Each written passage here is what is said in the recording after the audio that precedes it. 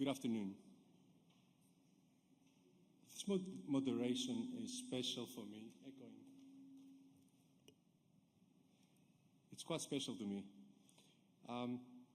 Traumatic stress, family resilience, suicide prevention, the human factor. Last year, through our international peer-to-peer collaboration with various organizations and by UK Whistleblowers, I got to meet Jacqueline, Garrick. Jacqueline comes from a background of social working, and she's an expert on post-traumatic stress disorder. And I came across a book, The Psychological Impact of Whistleblower Retaliation, and that touched my heart. It was the first time for me that somebody was making sense in my life. So I contacted Jacqueline Garrick, and we got involved on her mission to help wounded warriors. And we're not talking only about wounded warriors in terms of military, where Jacqueline has a background of, but also wounded whistleblower warriors. So I'd like to introduce the panel, Jacqueline Garrick, the President and CEO, Whistleblowers of America. A big applause, please.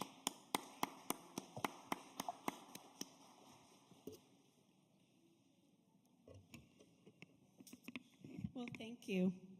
So I think we all come to this through our own self-exploration. I happen to have the advantage of already being a social worker and having been an Army officer as a social worker.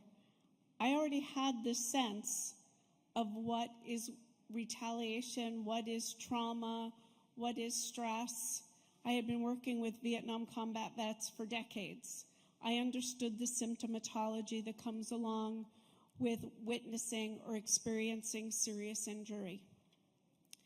Nightmares, flashbacks, intrusive thoughts, sleeplessness, inability to concentrate, loss of pleasure, inability to connect, isolation. Those are just some of the aspects that people with PTSD deal with. But then I experienced some retaliation, and I woke up one night from this nightmare about these perpetrators. I was in a cold sweat, and I thought, oh, this is everything a combat veteran has ever told me about. And that's, again, I started out on this journey. This is about 2014, 2015. And I began to try to understand and parse out, what is retaliation? How do we define it? How do we explain it? Because it is emotional abuse. It is a psyche injury. It does cause identity disruption and shatters worldviews. And so the book Ari was holding up is a academic press, very scientific exploration based on a survey I did, and got Martina Bach to help me analyze the data, because I didn't want to analyze the data of my own survey. So that's where we came up with these toxic tactics, these domains. And I can go into them a little bit, but those were gaslighting, mobbing, marginalizing, shunning, devaluing, double binding, bullying, counter-accusing. And we began to look at those domains, and could we find specific indicators for those domains?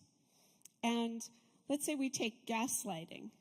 So if you're gaslit, you're told you don't know what you're doing, you're wrong, you're making too much out of this, you're disruptive, you're a traitor, you're a rat, you're a snitch, all those words we were talking about earlier. If you're labeled like that, it has an effect. It's emotionally abusive. If you're being bullied, you're being yelled at, You're being humiliated in front of others. You're being mobbed. You're being shunned. You're being marginalized. You're being, sent off to a smaller office in an obscure place. Your name is getting dragged through the mud. We have something when we talk about the counter accusations, we talk about DARVO. Deny, attack, reverse, victim, offender. And when that happens to somebody and they start to internalize all of this negativity that's around them, it disrupts their identity, shatters their worldviews. And I mentioned earlier that one of the first people that I spoke to who inspired me to want to call Joe Wade and say, let's do articles of incorporation because we can't be alone. We're too isolated. People don't understand.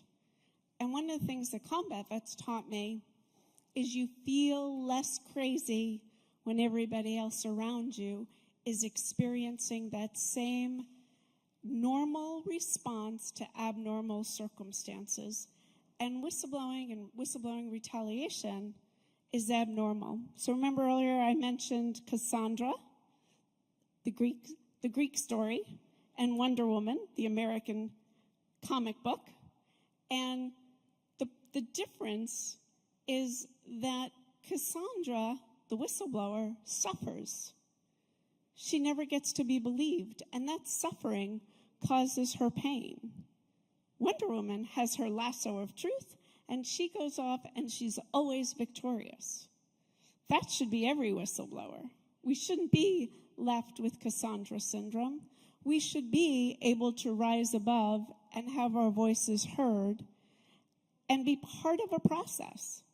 And it doesn't even mean we have to be 100% right or that we have to be the best employee. We just need the dignity and respect of being heard. Because when we're not, we're harmed. And one of the reasons I wanted to do the book was because I thought the only way we're ever going to hold perpetrators accountable is if we have a framework. We've talked a lot about frameworks today. If we have a framework that can evaluate what that means to be harmed by retaliation and then hold perpetrators accountable and make them pay, whether they do it as restitution or a disability benefit or workman's compensation or some other schematic for compensating someone when you cause them harm. I've also recently been spending some time looking at psychological autopsies. We've done a lot of psych autopsies in the medical military community because we wanted to understand why were service members dying by suicide. And when we looked and we started to identify certain clusters of factors, I thought I needed to apply that to whistleblowers. Are there factors that cause them more harm? And can I look at what I've done with what I call the whistleblower retaliation checklist? Can we reverse engineer and start to study the cases that are in the public domain and look at what caused the worst harm? And can we begin to hold perpetrators accountable for wrongful death? So I think that when we start to look at all these things and we start to really see how whistleblowers are coping, we really need a very trauma-informed perspective on that. And I think studying trauma and understanding how trauma victims become trauma survivors and understanding how we help people heal is a very important. And I can't do this topic justice in 10 minutes. And I want to share my time with my new friend because I think how this affects families is so important. And we've done some work at Whistleblowers of America looking at how families, especially how children, are impacted by trauma. And we have two elements of that. One is children grow up with this, and so it's very much a part of their upbringing, just like the children of the Nazi Holocaust grew up with survivor parents.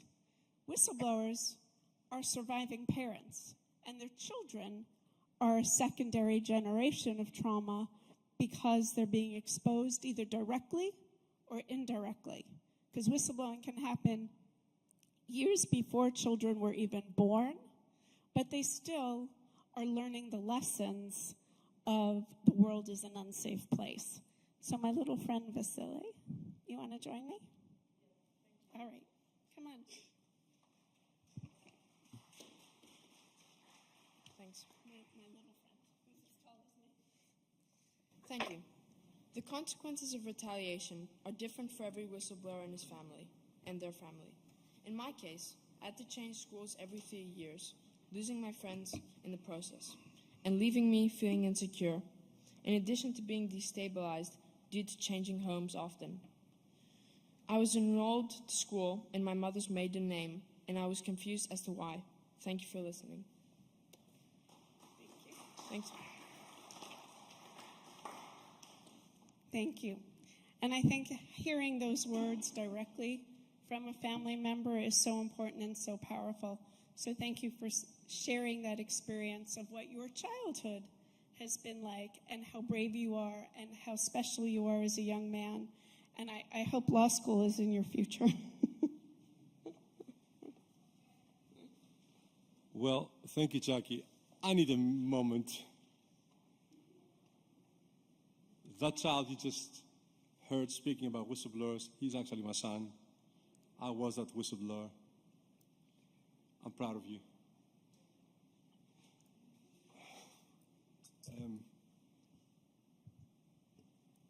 So, Jackie, I'm gonna try to focus a bit because that was quite a surprise. And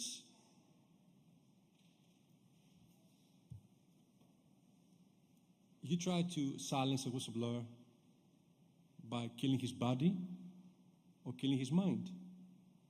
And I think killing his mind works better because then he becomes a silent zombie. He can't harm anybody.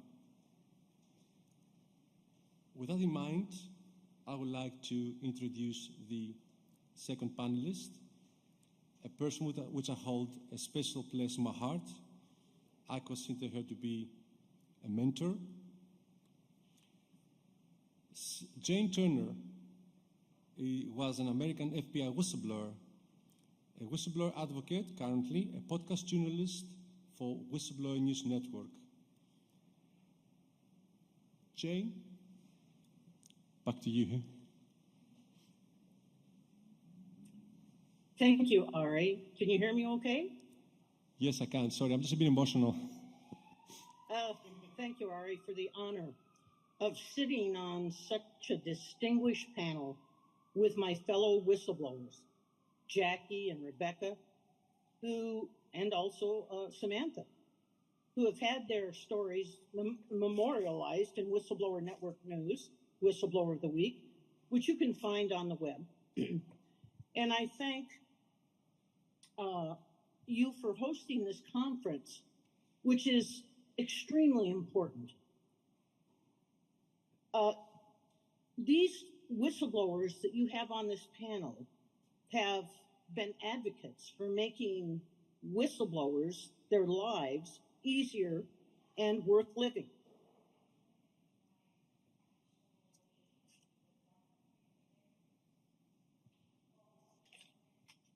My whistleblower story will be brief because you can Google me on the net and get all the sad details. Suffice it to say that I blew the whistle on malfeasance by FBI agents in working child abuse cases in Indian country. I was a psychological profiler for the FBI and an expert in the field of sex abuse cases. I did not know that for speaking the truth and allegedly embarrassing the Bureau, end quotes, after 25 years of distinguished service, I would be constructively discharged, which is the same thing as being fired.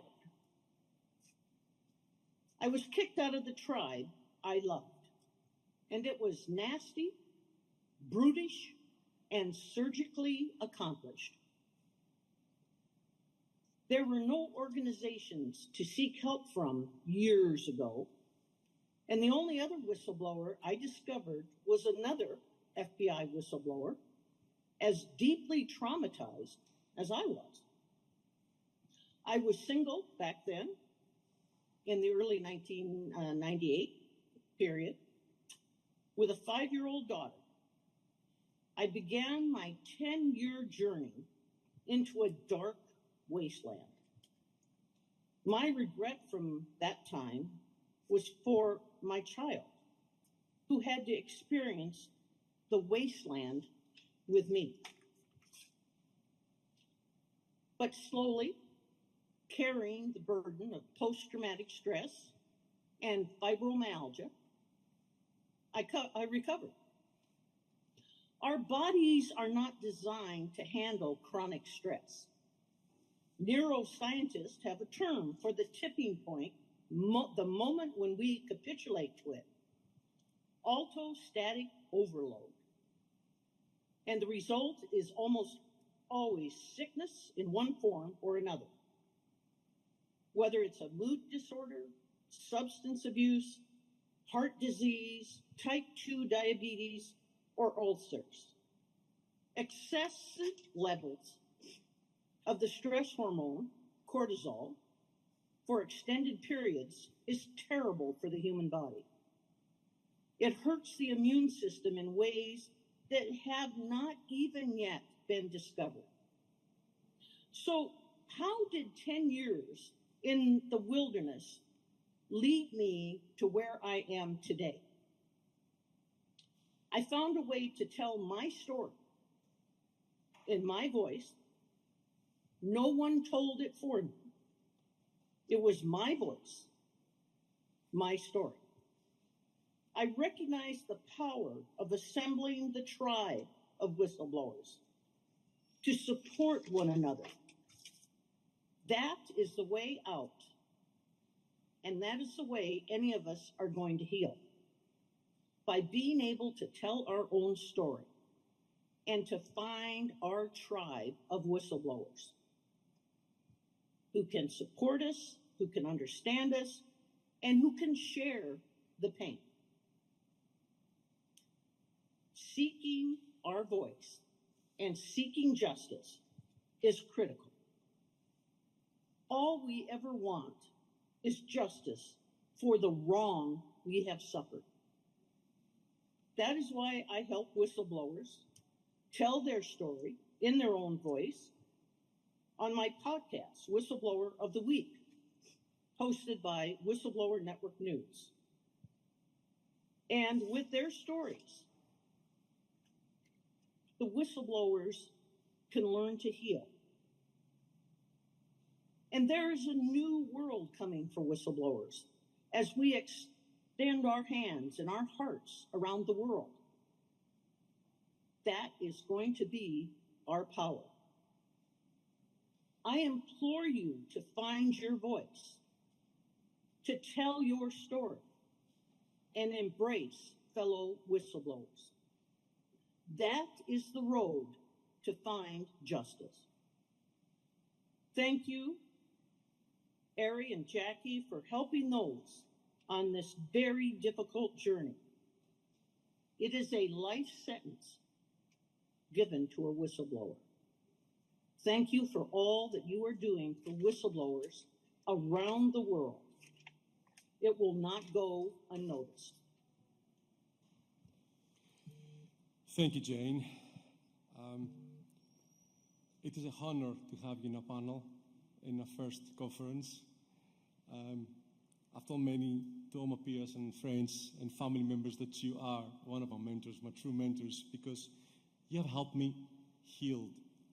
You guided me, and you helped me transition from a whistleblower to a whistleblower advocate. And you have found your voice, haven't you? I have found my voice, and indeed you've amplified my voice. And thank you for that. And the whistleblower international community is thankful to the work you've done for so many years. Thank you. Our last panelist for today on the traumatic, well, for this first panel of the two, it's Rebekah Jones. Rebekah Jones is a USA whistleblower, or shall I say a COVID whistleblower, USA whistleblower, which I had the privilege to meet twice. Once when I traveled to Washington, D.C. last year on a conference I attended to with Whistleblowers for America.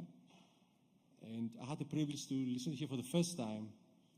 And Rebekah shared with us the pain, the stress, the retaliation that her and her family had to suffer. And the second time, I had the privilege to meet her in my own country, where she came last month, if I remember correctly, and had the opportunity to exchange experiences on whistleblower retaliation and PTSD. Rebekah, the floor is yours. Hi, everyone, and thank you for having me. Thank you, Ari. Oh, can you hear me okay? Yes, we can. Okay, sorry. There's the asynchronous between like the Zoom and the live stream, so I just wanted to check. Just wanted to say thank you, Ari, for taking the initiative to put this together because, you know, my idea of whistleblowing growing up was Dan Ellsberg. That was pretty much the start and the end of it. And I had the absolute honor and privilege of getting to know him.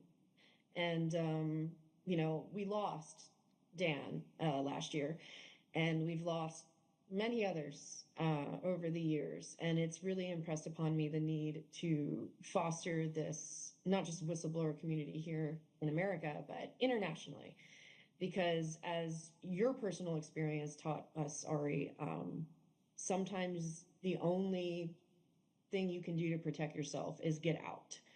And there will always be government whistleblowers who don't stand to make millions of dollars by reporting wrongdoing, who won't have the backing of whatever powers that be. Sometimes it's as transparent as what political party is in power as to whether or not you will be respected as a whistleblower and in turn what you're whistleblowing on. And so it's critically important that the international community come together to protect whistleblowers who are in especially immediate and physical danger, because that was not something that you've seen people pass away from, as in the whistleblower from South Africa who was killed. It was not something that was available to me when I blew the whistle in Florida, and I was raided at gunpoint on specific orders of the governor. They held my children at gunpoint. There's a few frames in the doorway where my son has an AR-15 almost as big as he is, pushed against his back while the cops push him around. He was 11. And I never anticipated that something like that would happen in the United States. I was fully and kind of sadly, I miss being that naive about how things worked in this country. But it's continuing. And if there are never any consequences for the people who engage in these kinds of attacks, and especially when it's government, then we need to have safe haven. I think that is one of the most important things that we should try to accomplish in the next several years of international policy is safe haven.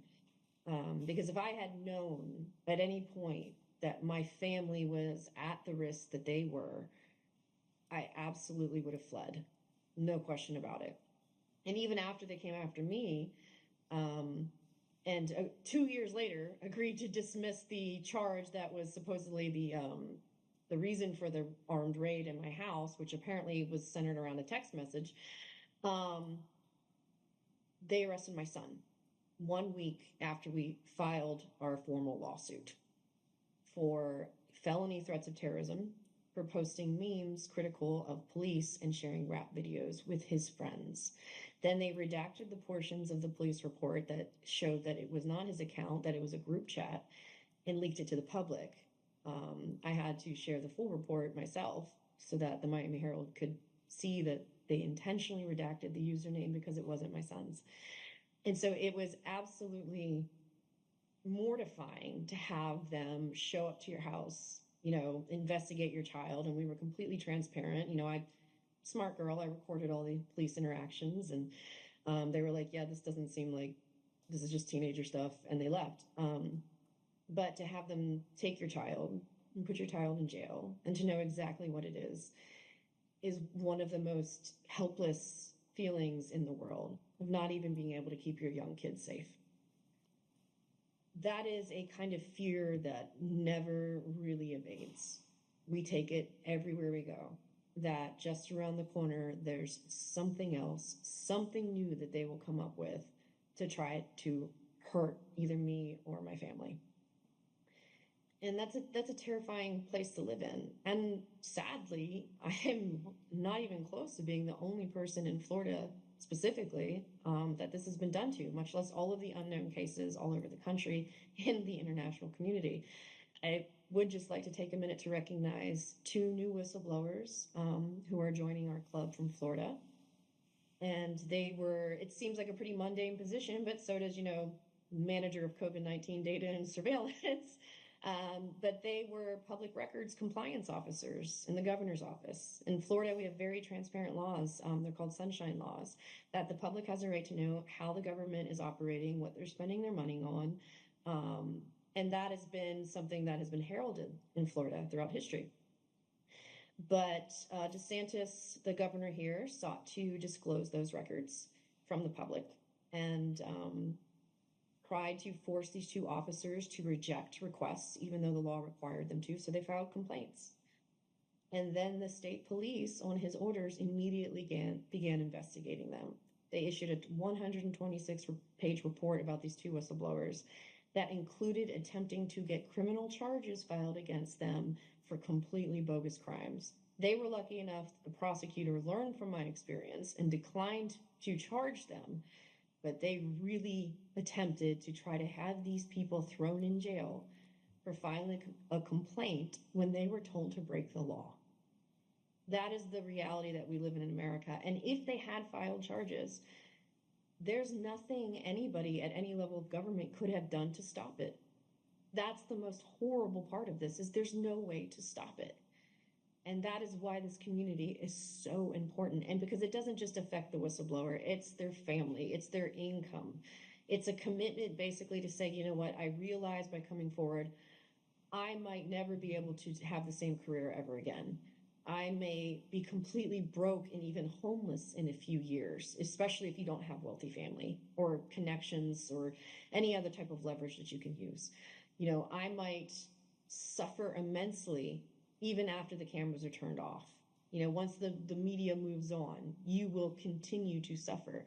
And that in the case of some of these people who perpetuate these attacks, it'll never stop. The digital age has made harassment and stalking and doxing of whistleblowers incredibly easy. Digital platforms are not cooperative in removing this kind of content or punishing in any sort of way, even by blocking and banning those accounts that do it. And it's an almost now 24/7, always around you type of just dehumanizing, slandering, just awful things that you will hear about yourself.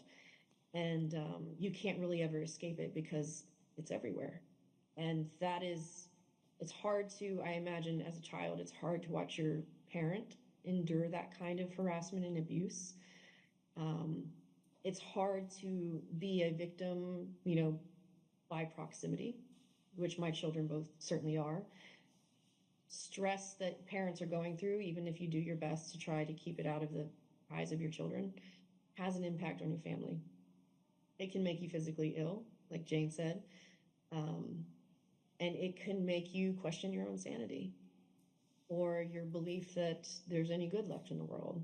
We recently lost a good man, John Burnett, was a Boeing whistleblower, and lost him to suicide. And he was in day 2 of 3 of depositions. And so we as a community, when we see something like that happen, regardless of how close we were, John was a casual friend of mine. We were not nearly as close as I was with Dan Ellsberg. But even as a casual friend, to see somebody in this tribe lose their fight is horrific. And that is why it's that important for us to be there for each other. and to create a wall of protection to the extent that we can that pushes back against these kinds of attacks in whatever way we can. Even for those of us like me who are government whistleblowers and probably won't be multimillionaires when all this is said and done. So thank you for allowing me to say my piece and share a bit of my story. Of course, it's all out there and many different versions of it, as I mentioned, that you can find online. Usually the more reputable the news source, the more accurate it is, which is a good thing. But I really do appreciate these kinds of conferences and hope that international cooperation on these topics will continue to flourish in the coming years. Thank you, Rebecca. And believe me, we all had our share of character assassination campaigns against whistleblowers. Like I said, there's still ways of silencing a whistleblower. You kill his body or you kill his mind. And PTSD, it is real. It actually kills whistleblowers. We're going to have a break, and then we are going to change moderator, and we're coming to the very hot topic of our day. But I will let the moderator introduce that one, Jane Turner. Thank you.